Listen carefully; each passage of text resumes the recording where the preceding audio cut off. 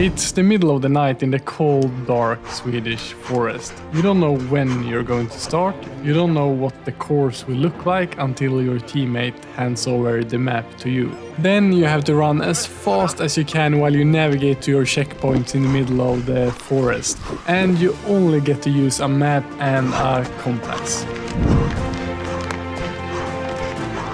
This is Tiomila, one of the biggest orienteering running events, a relay with 10 in each team that starts in the evening and finishes early in the morning.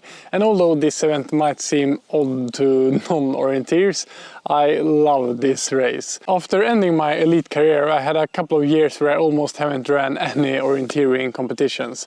But this year I felt the urge to come back here and challenge myself and try to do a great performance on my leg for my team. When I was at my best, I ran in an elite club and finished 7th in the relay out of the 300 teams. On my leg I had the 9th fastest time. But that was 5 years ago and my shape is not what it was back then. And this year I'm running for my local team of Moss. We are no elite team, so hoping to finish somewhere in the middle of the field.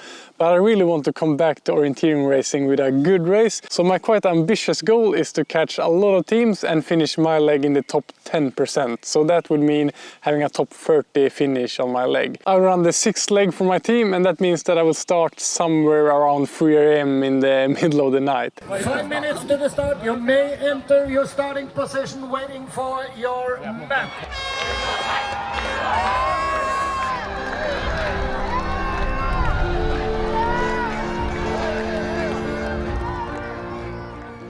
The relay has finally started. They're out on the first stage now, and it's still a long time until I will get to run in the middle of the night. So now it's just a waiting game for me, trying to relax, trying to save my legs for what to come during the night. And I will follow the broadcast from the competition to see how it's going.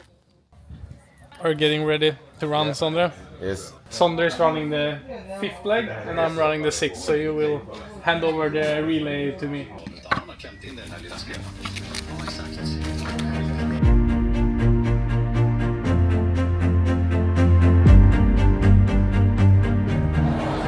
As the relay progressed, I tried to get a couple of hours of sleep before my leg, but it was a bit too exciting following the relay, and after seeing how tricky the orienteering seemed and a lot of teams doing mistakes out there in the dark, I started getting a bit nervous and knew that I needed to run hard from the start and execute the navigation perfect to achieve my goal. Soon time for my changeover time. And it's dark and it's cold. It's just the way it's supposed to be when you run a night leg during this event. So really looking forward now. I just gotta get my mind in the right mindset to really focus up on the navigation and do my job from start to finish.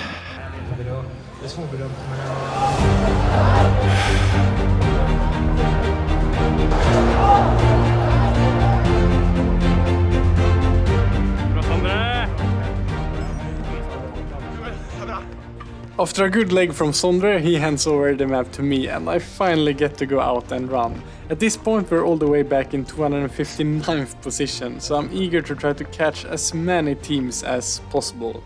Running out of the changeover area here is the only part of the race where you get to follow a marked course to the starting point where the navigation starts. I know that many watching my channel are new to orienteering, so here's a quick explanation of the map you can see at the bottom left corner. The triangle that you can see my GPS route just came to is the starting point, and from here on I have to navigate and choose my own route choices between the checkpoints that are marked with circles. In orienteering we call these checkpoints controls, and you have to punch all of them in the right order to not get disqualified. So here I am 100% focused on getting a good start, hitting my first control point perfect. For those new to orienteering maps, everything that is white on the map is forest, green is dense forest, yellow are open fields. The black lines are trails and the brown contour lines are elevation contours. To the first control I choose to use the tracks in the beginning and then cross over to the open field to attack the control from there.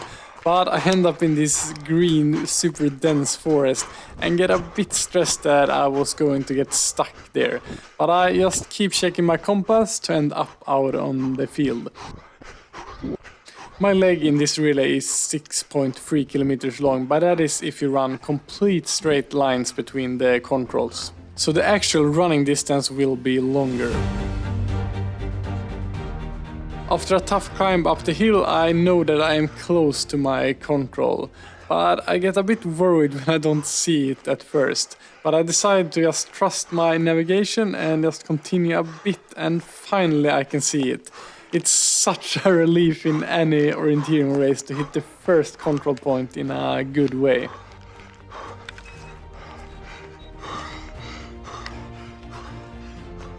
Now I'm in the race and are determined to keep focusing on just taking one control at a time, pushing hard, while still having full focus on where I'm going all of the time.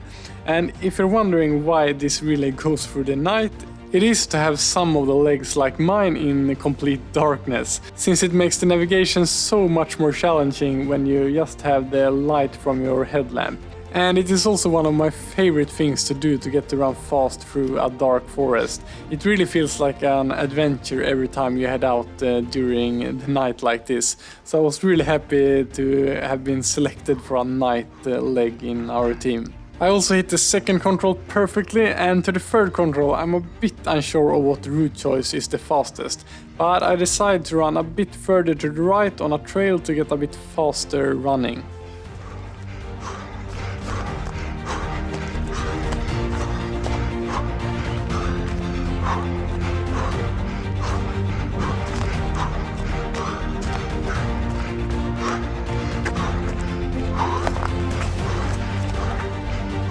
As I punch the third control, I don't know it while I run, but I have the 28th fastest time to this point on my leg. So I'm just within my goal, but having run as fast as I can to this point without any mistakes, I clearly have no room for error if I want to stay in top 30 on my leg. Now I'm in a really good flow, and although I'm already tired from pushing hard through the forest, this is such a great feeling. Having gotten a good start and just finding control after control in the dark without any mistakes. I haven't seen anybody else running my leg since the people in front of me have taken different route choices. But at this point I had actually already passed 10 people. And coming into the 5th control, I finally get to see that I caught up with some people. And that's always a good feeling, getting to pass others out there, but I gotta keep focusing on my own navigation and keep making good choices.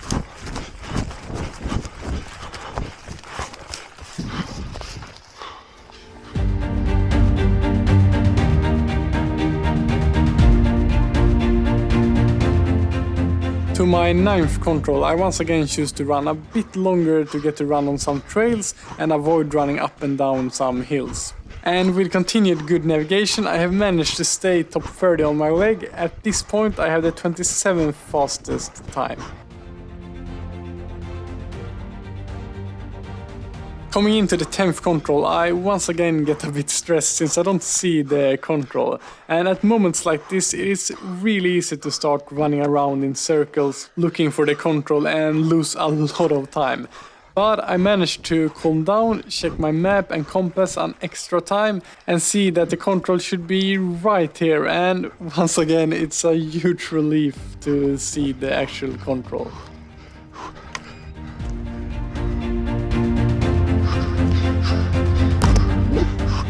As I hit the 11th control in a good way, I'm in 25th place on my leg and have passed 30 teams in the relay. And from this point there is not much left of the course, and the last part to the arena there are more trails you can use, so I just try to make good route choices using the trails and push with everything I got all the way to the finish line and change over to our next runner. That was a really good race. I'm so happy with how I executed that. It's such a nice feeling running in perfect flow when you run night orienteering during Tiomila. I managed to achieve my goal and had the 25th fastest time on my leg, but after a long night our team ended up disqualified after our last leg runner missed to take control. Still, it was amazing getting to experience the magical Tiomila night again with the team, and we're eager to come back next year.